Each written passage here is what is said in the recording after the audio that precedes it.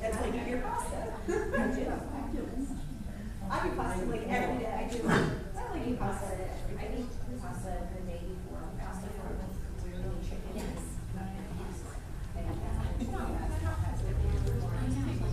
You just use the soda, please. Thank you.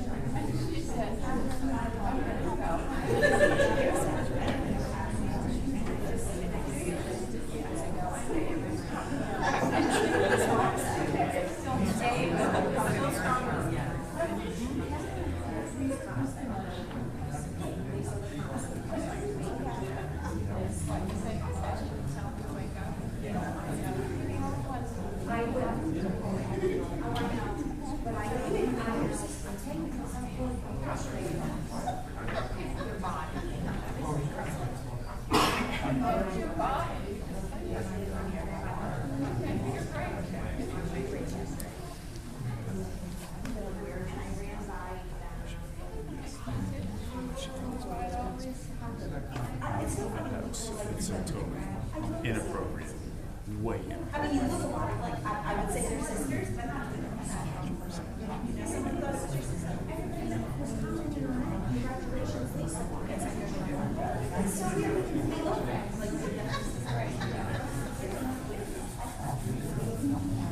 Jacob. Since I know the next move is that's Mr.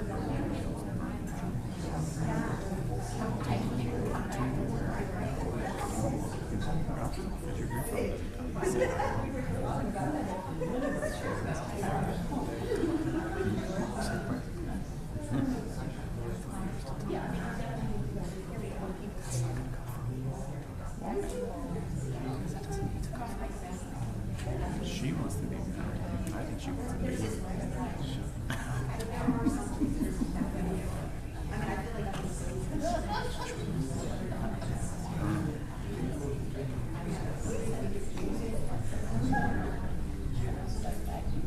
So glad you're back home.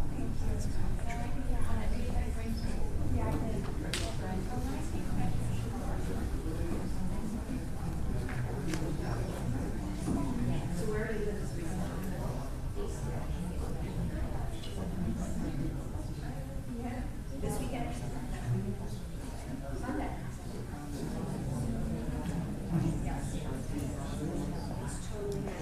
You just use the side off families in the first row.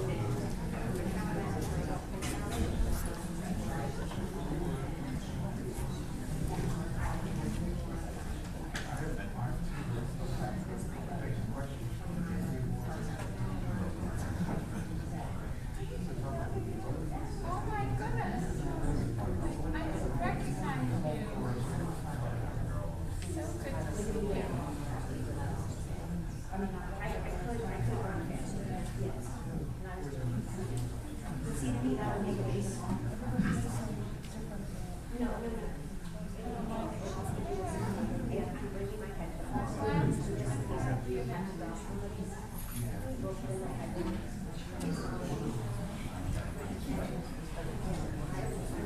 Actually, I'll listen to it. I'll actually listen to it. I actually listen to it. I do when I'm honest. And get into the story.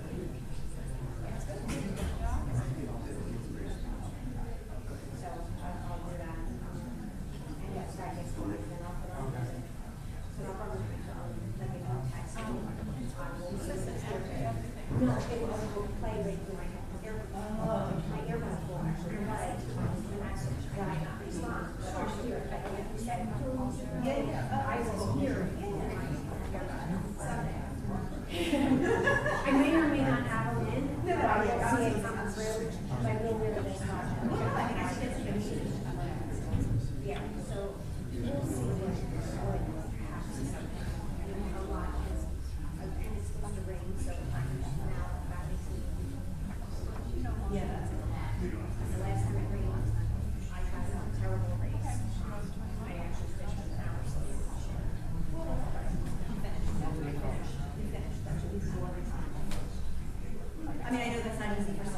Yeah, those turkey. Flemington is huge. Are you gonna do it? Are you up? Oh, just make sure those in Lambert.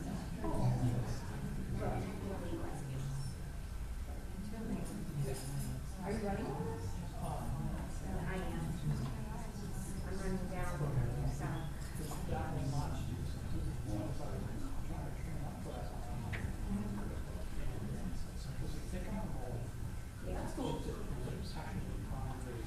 Yeah. Yeah.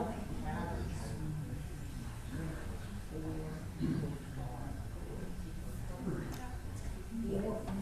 So my age group yesterday, I ran 7:40 feet. So I finished with 39 minutes. That's amazing. Says the girl who walks at like 11 minutes. That's no, but I also like really things like I think I do a little, but my knees don't really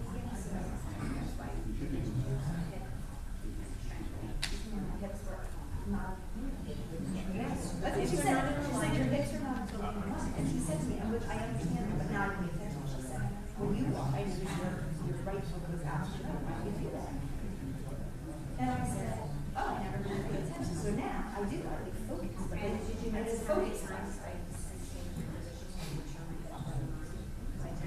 Yes. That's really bad for you. So I purposely pay attention to that. Yeah, well, I said, you're making me more mindful of all that stuff. Like, I don't think about it. So like staying in teach with it. Even now, I'm trying to stay up tall. So they got, in the round.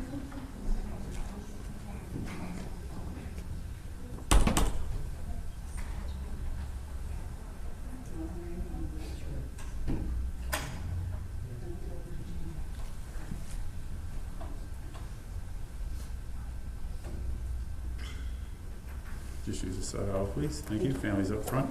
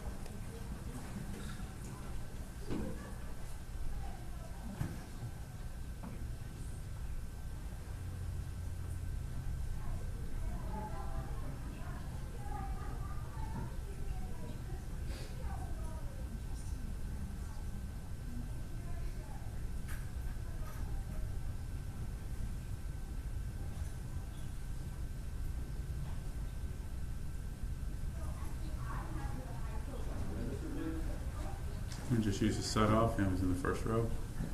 You.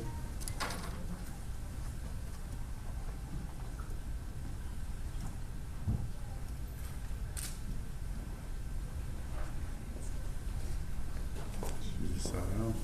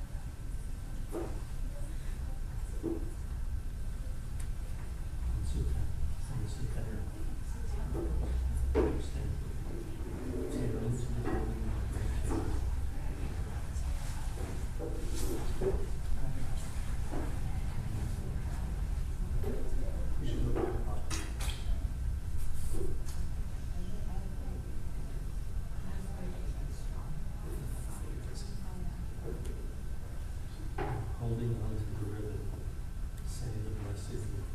Blessed are you, Blessed are you, O Lord our God, Creator of the universe, Creator of the world. Judge of truth. Amen. The custom is to wear the ribbon for 30 days. Some people wear it just for the day of the funeral, some for the period of shooting for 7 days, some for 30 days. If you wear it from the day, it will be the 7th. Then respect on Saturday night. Whatever you choose to do individually will be correct, because it is a custom, it's not a law.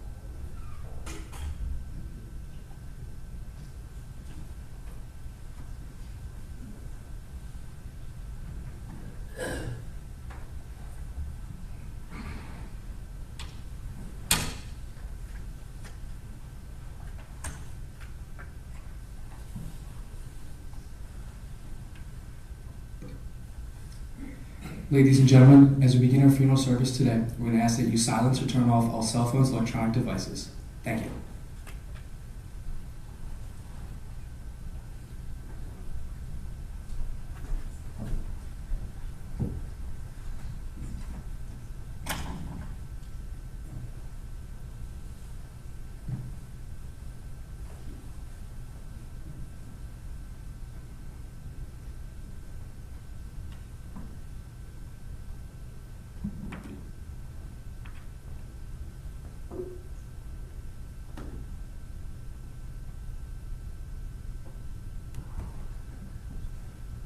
Esa enai el hecharim, me'ayin yavo Ezri, Ezri me'im Adonai, oseh shamayim va'aretz. I will lift up mine eyes unto the mountains, from whence shall my help come? My help cometh from the Lord, who made heaven and earth. God will not suffer thy foot to be moved. Heaven that keepeth thee will not slumber. Behold, heaven that keepeth Israel doth neither slumber nor sleep. The Lord is thy keeper. The Lord is thy shade upon thy right hand. The sun shall not smite thee by day, nor the moon by night. The Lord shall keep thee from all evil, and keep thy soul. The Lord shall guard thy going out and thy coming in from this time forth and forever. As you may know, it's customary at moments like this to begin with the words of the psalmist, and those were the words of the 121st Psalm. But perhaps the most recognizable and certainly the most beloved of all the Psalms is the 23rd Psalm. And we have been reciting those ancient words at times like this for nearly 2,500 years. And each time we offer them, it is with the hope that they will bring us some measure of comfort and God's presence in the face of our loss. So Barbara, for you, Rebecca, for you and Adam, for your beloved brother and son David, who will no doubt be feeling much better in the hours and days to come, and joins you, of course, in the grief of the loss of your father and your beloved husband and partner in life. And for Nathan's brother and sister-in-law in Israel, Maurice and Yolin, and for everyone here. I offer these words in the most familiar translation, and again with the hope that as you hear them, they will bring you some moments of comfort and consolation in the face of the loss of your dear Nathan. Mizmor David. The Lord is my shepherd, I shall not want. He maketh me to lie down in green pastures. He leadeth me beside the still waters. He restoreth my soul. He guideth me in straight paths for his name's sake. And yea, though I walk through the valley of the shadow of death, I will fear no evil, for thou art with me. Thy rod and thy staff, they comfort me. Thou preparest a table before me in the presence of mine enemies. Thou hast anointed my head with oil. My cup runneth over. Surely goodness and mercy shall follow me all the days of my life, and I shall dwell in the house of the Lord forever.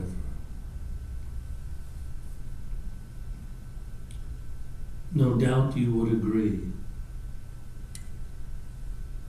that the psalmist's sentiment of goodness and mercy may have followed him all the days of his life, but perhaps more importantly, goodness and mercy for everyone who knew him, benefited from him, learned from him, grew from him, felt better, more accomplished, more satisfied, more stable, more grounded from his goodness and mercy. Every one of you and every one of those who came to him. Goodness and mercy came from him throughout his life. What a blessing. What a blessing he was to humanity. And to each of you, and to the countless people he helped in life. And Rebecca, no doubt to you and Adam and to David, what a wonderful blessing he and your mother have been, are, and will continue to be. And to you, Barbara, 51 years. Remarkable, the two of you healing the world together. But the truth of the matter is, It's not what I have to say that's most important today. It's what you say. It's the stories you tell. It's the memories you share. It's the anecdotes and the vignettes of life. It's the way he and Barbara touched you, and that you share with one another and with them. That's what's most important for today and for all the days yet to come. So, Rebecca, we'll call on you and ask you to begin for us, to offer those words of love and tribute and honor to a wonderful, wonderful Father.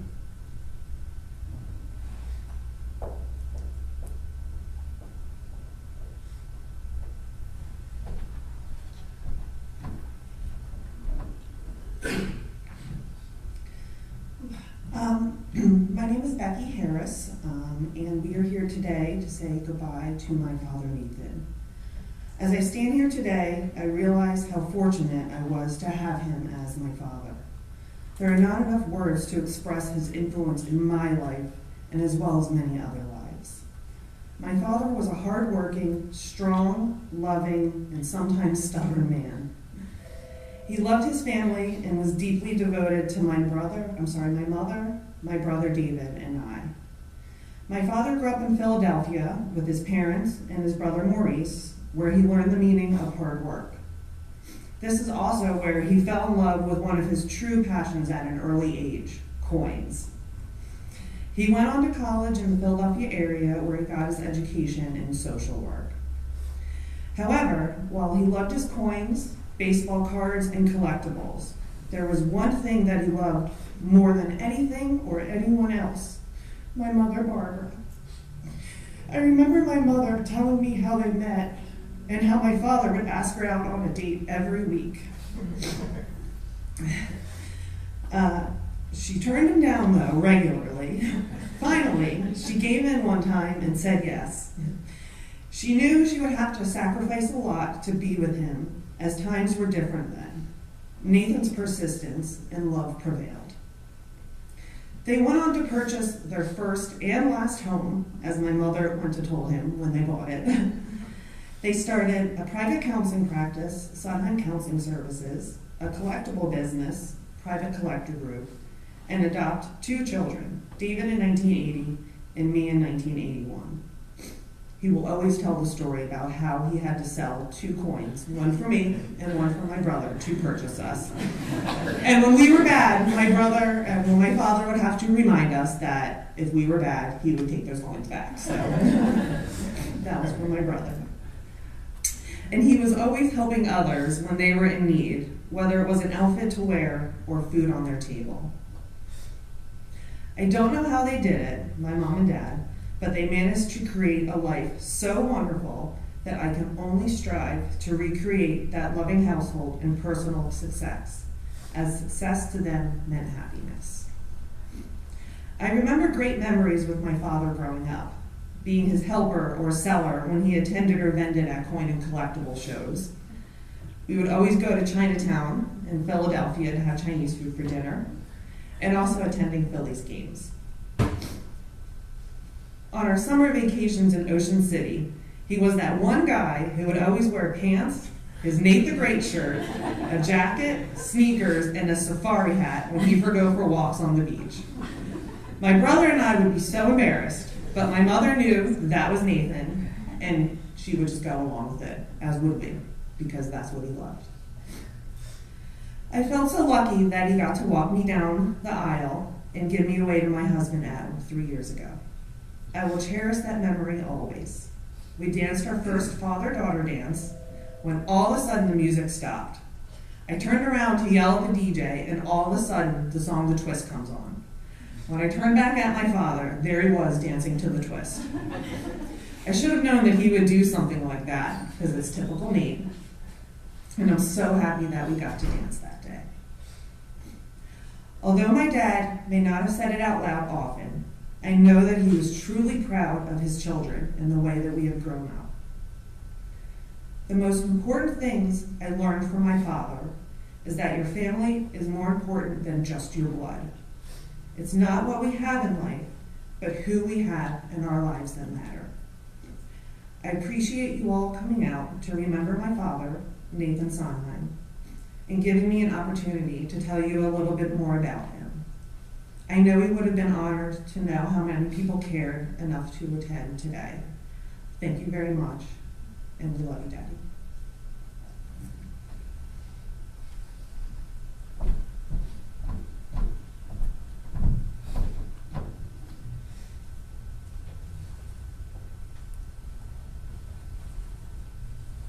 I'm privileged to call before us dear friend Danny.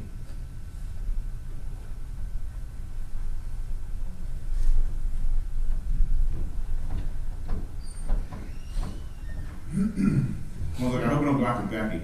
I'm choked up. Mrs. Sonnheim asked me to do a reading today. She said it could be anything, just something that reminded me of Nathan. Has anything like that ever been written? Let's be honest, it's mission impossible to find any kind of writing that would capture the essence of Nate the Great, so I decided to write a few words from the heart. Nate Sonnheim, or Mr. S, as I call him, was the most ridiculous man I've ever met. He was ridiculously generous, ridiculously rude, ridiculously kind, and ridiculously outrageous. Safari down on the beach. Simply put, he was ridiculous, and that's why we loved him. Mr. S lived comfortably outside social norms. He made being rude seem so funny, and being kind and generous seem so easy. Dave and I have been friends since literally the first day of kindergarten.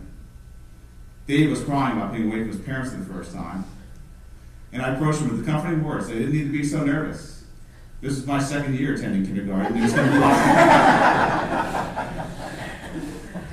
If I could have just learned my colors at an age appropriate time, I wouldn't even need it. The friendship that began that day, not only with Dave, but the entire Sonnheim family, has been one of the greatest blessings of my life. I joined the Sonnheim family in all types of adventures, to include baseball games, collectible deals, countless meals out to eat, and many vacations, all of them filled with laughter and love. Over the years, it became obvious that Mr. S loved his family and loved nothing more than spending time with Barbara, Becky, and Dave. Mr. S loved a good meal, a good laugh, a good coin deal, and an audience smart enough to appreciate a sense of humor. Oftentimes that was me.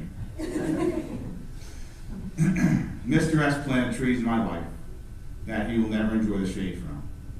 My children will best benefit from the lessons I learned through my relationship with them. The importance of prioritizing life experiences, developing relationships with your friends, and most importantly, that when you give with a happy heart, you make the world a better place.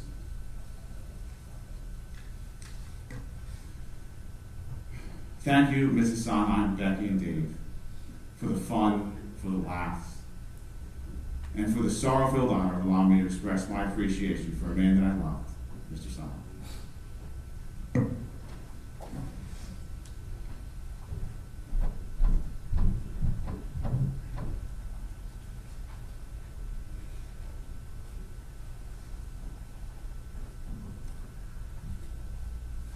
And a dear friend, Lou, we welcome you.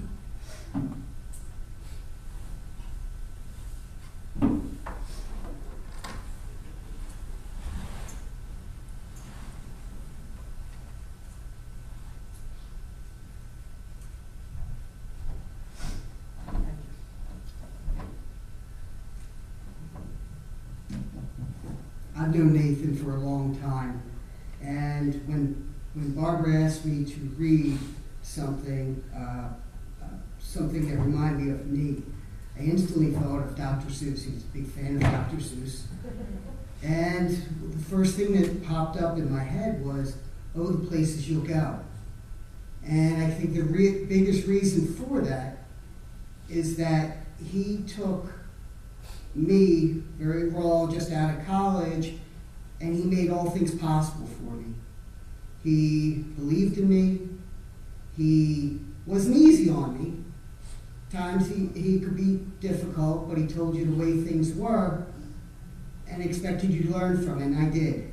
So I'm going to take a moment, I'm going to read Oh, the Places You'll Go, and I'll talk a little bit about why I chose it the way I did. It says, congratulations, today's your day. You're off to great places. You're off and away.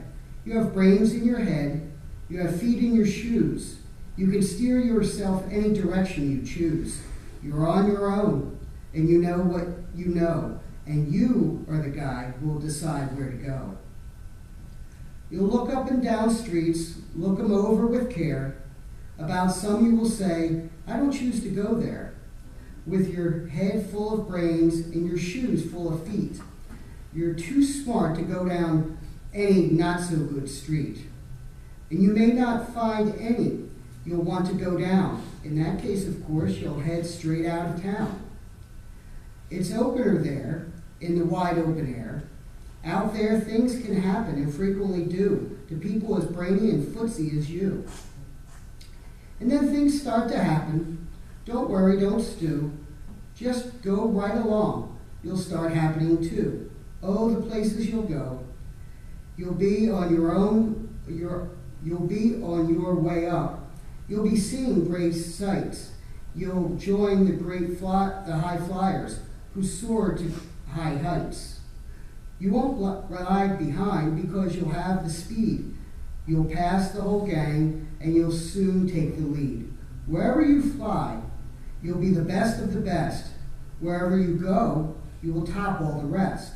Except when you don't, because sometimes you won't. I'm sorry to say so, but sadly it's true that bang-ups and hang-ups can happen to you. You can get all hung up in a prickly perch, and your gang will fly on. You'll be left in a lurch. You'll come down from the lurch with an unpleasant bump, and the chances are then you'll be in a slump. And when you're in a slump, you're not in for much fun.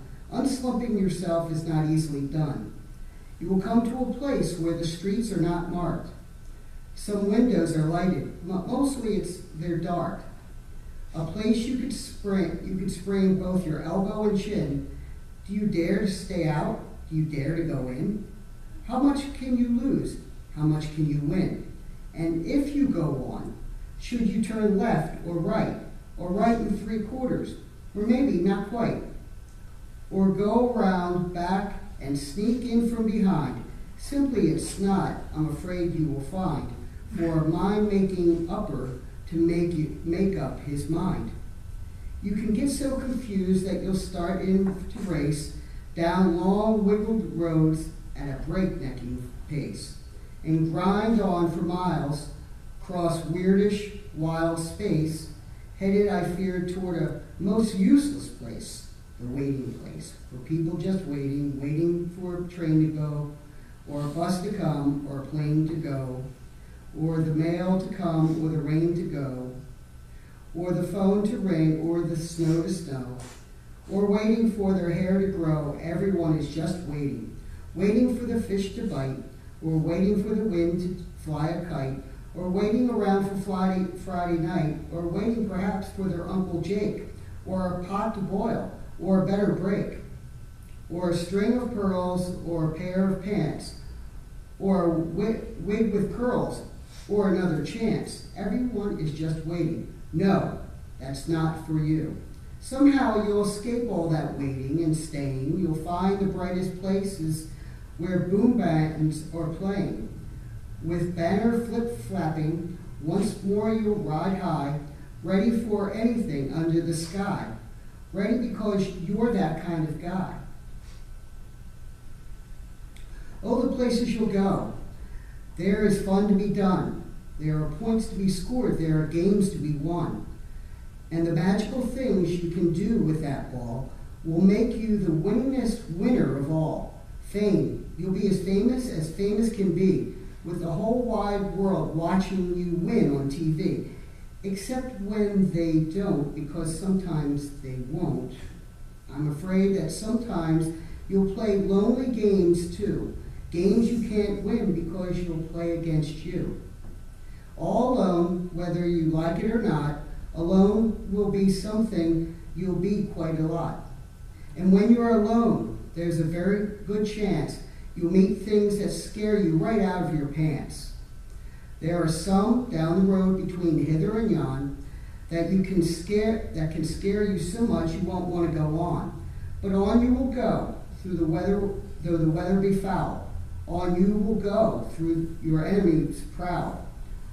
On you will go, through the Hockin cracks howl. Onward up many a frightening creek, though your arms may get sore and your sneakers may leak.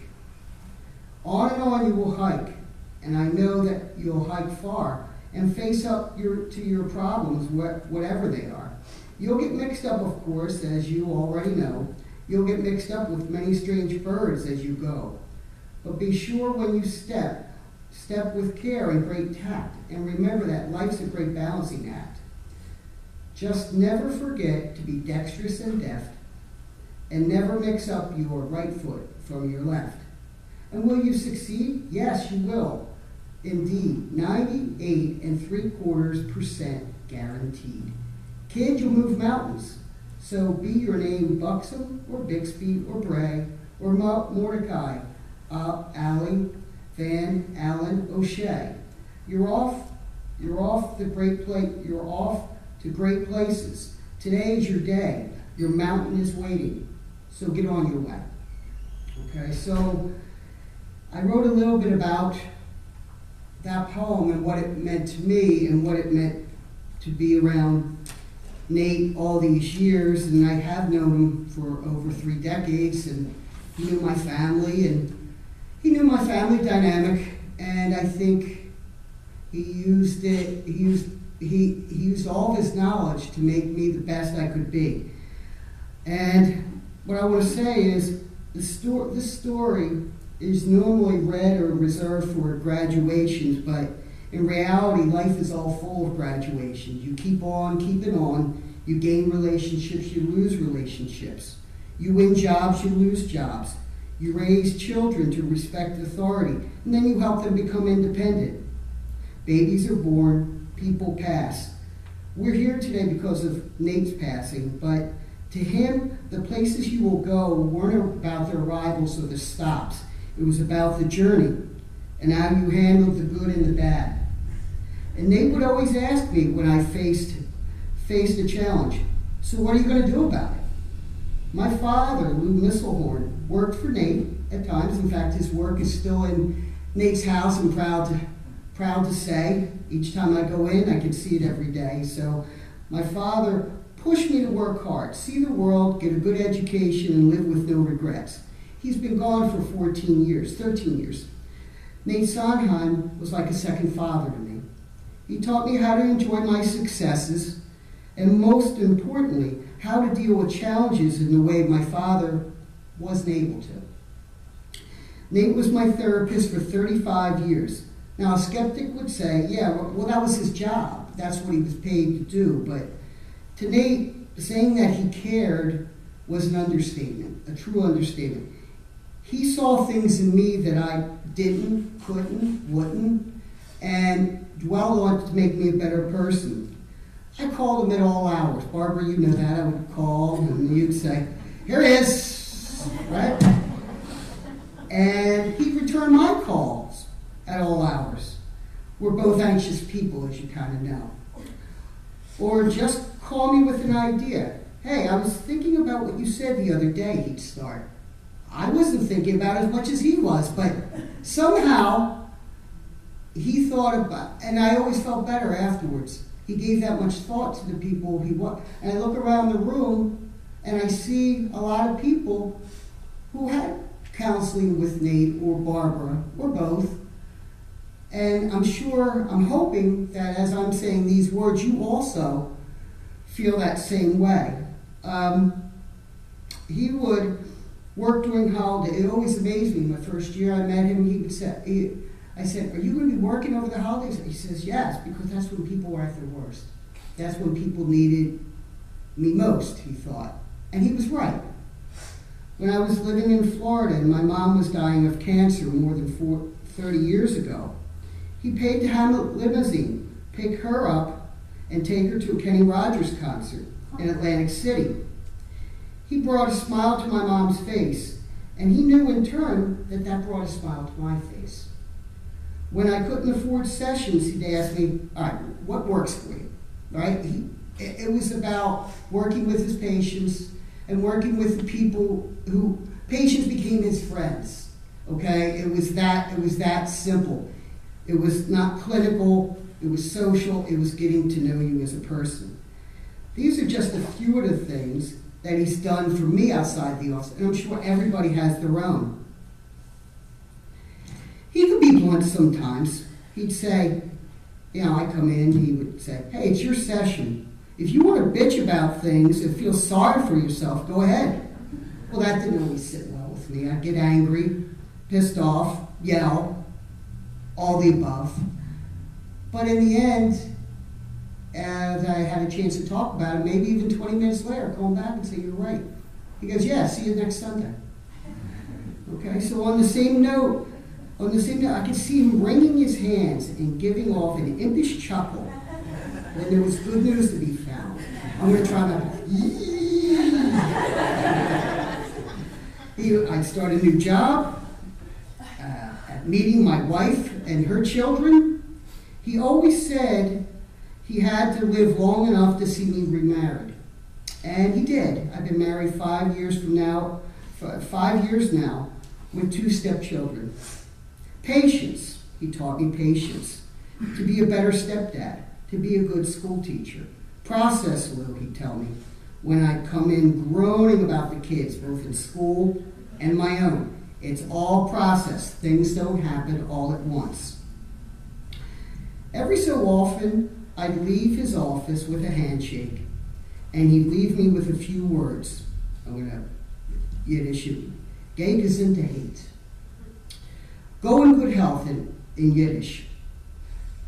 I'd kind of joke back with him. I'd answer Geh gesundheit with, and 2 goes into Fordney. He'd boo me out of the room. But when I looked up the spelling of the phrase, my Yiddish spelling isn't very good, I found it could be taken for another meaning. It says, go do your own thing. And that's exactly what I've done, Nate. Thank you.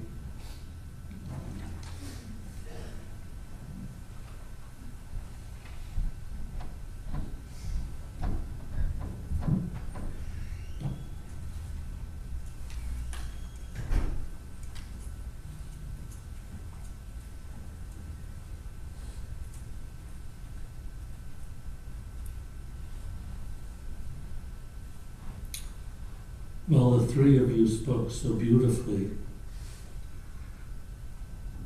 And who can follow Dr. Seuss? There's not much more I could say, except for this. He loved you so much. Barbara, you were a team. You were a unit together. Not just professionally, of course, as was your face to the world, but as friends, lovers, parents. You were a team. And how fortunate to live in such a way. Sometimes, when we are grateful to live in that kind of relationship, we might think that, well, this is the norm. This is how many, or most people live. But the truth of the matter is, as you so well know, to live a life like that, to have a relationship like that, is so precious and so wonderful. And you made it together. And no doubt taught the world around you, the world who know you, that such a team could be built. And such love could be given and received. And And Becky, and you'll tell Dave too, what kind of people adopt children? Well, being the grandfather of an adopted, wonderful granddaughter, I look at my son and daughter-in-law, and I look at myself, and I look at my wife, and look at our children and our granddaughter, and I think, only those people who have so much love that cannot be contained, they cannot keep it in themselves, they must give it out. That's who Barbara and Nathan were and always will be. They must give that love. It just pours forth. They can't contain it. And our children and grandchildren become the lucky recipients. You are. Becky, you are the person you are. Dave is the person he is because of the woman you're sitting next to and because of your dad.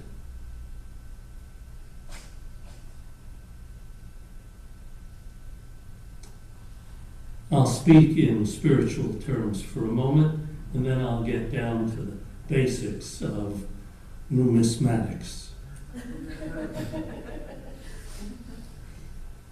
And very briefly, I'll tell you this.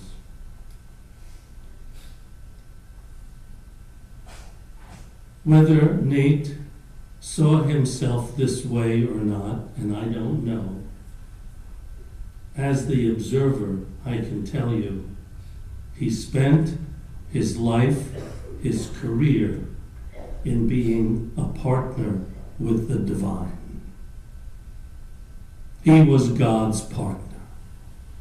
Because you see, in the most spiritual realm of Judaism, the world is not complete. The world is in fragments. The universe is in fragments.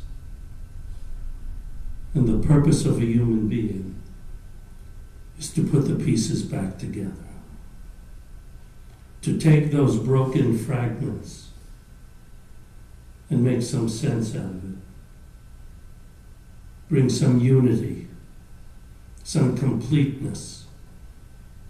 And you don't have to complete the entire task. In fact, it's impossible. We can't put the entire universe back together.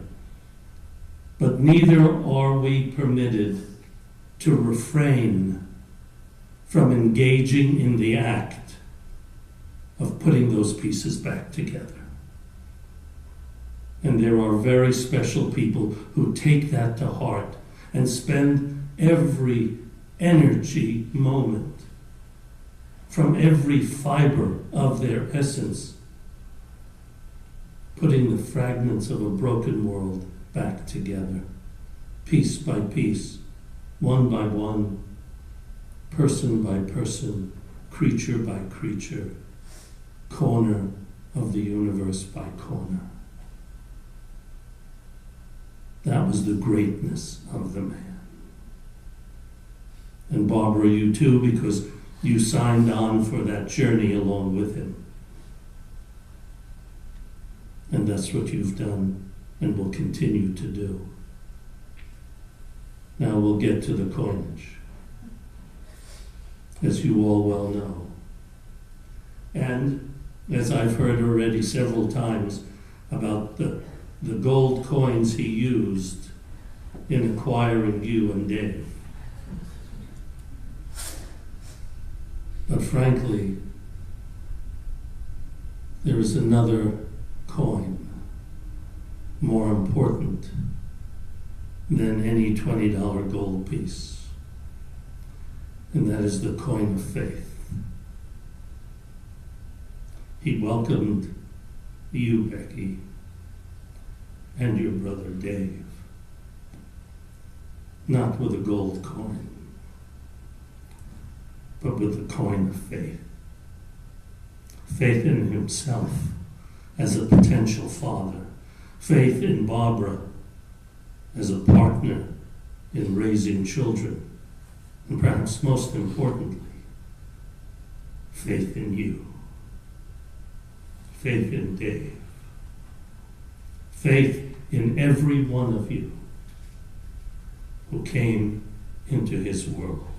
It was the coin of faith that prompted him to live the life he led.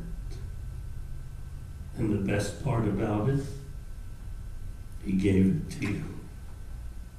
Each and every one of you who benefited from that giggle, from those phone calls, from those sessions, from his friendship, from his neighborhood, from his world, you all received the coin of faith in yourself that he gave you, that perhaps no one else could give. That was the genius of the man. The collecting, no doubt, just a sideline, just a distraction from what he really was meant to be in life. Someone who recognized the coin of faith in every human being and gave it freely, generously, happily, to make your lives better. Could you imagine a better life than this?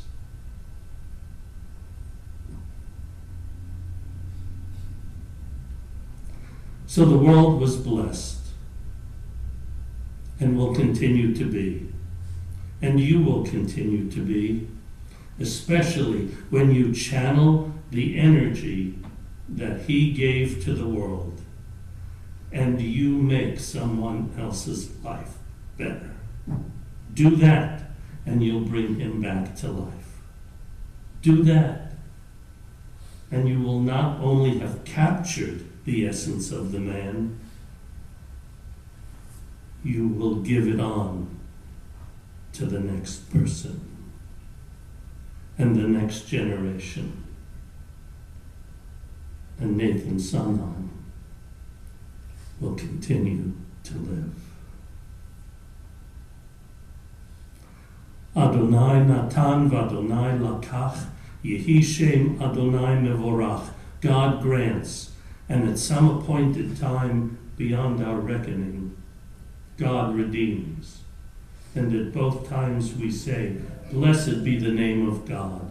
Blessed be God for having given this world, your beloved Nathan. May his soul rest in peace, his tasks accomplished, and his world better, more complete, because of who and what he was, and how he believed in you. We rise for the Amolei Rachamim memorial prayer.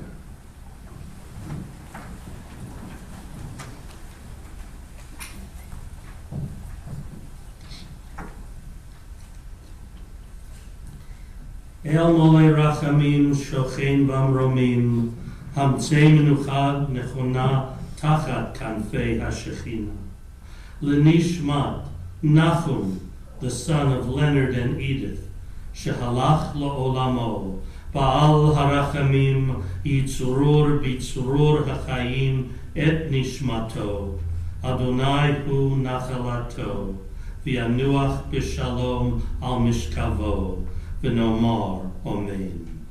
God, full of compassion, thou who dwellest on high, grant the perfect rest unto Nathan's soul, for he has departed from this world.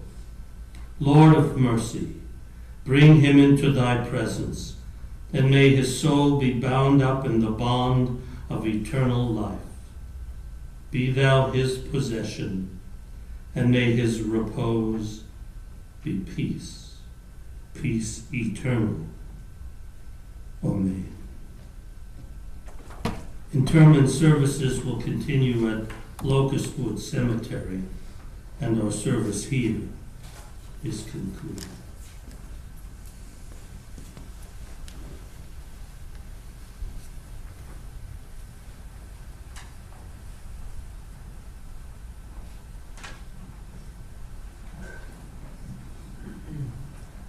And clear the pallbearers to the center aisle, please.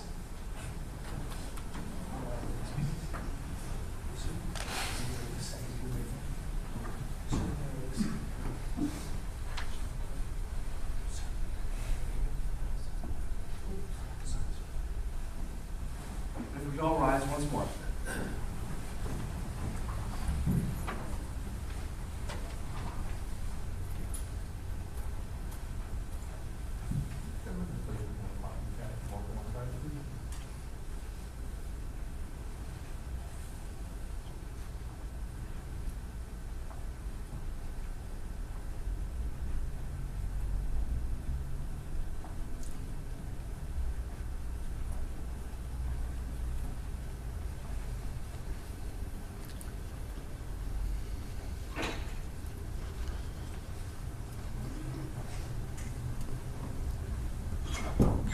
I'm just going to ask you to stay where we are. I'm just going to dismiss everyone to go back. If you all take hold of the hamlet, lift together. Forward.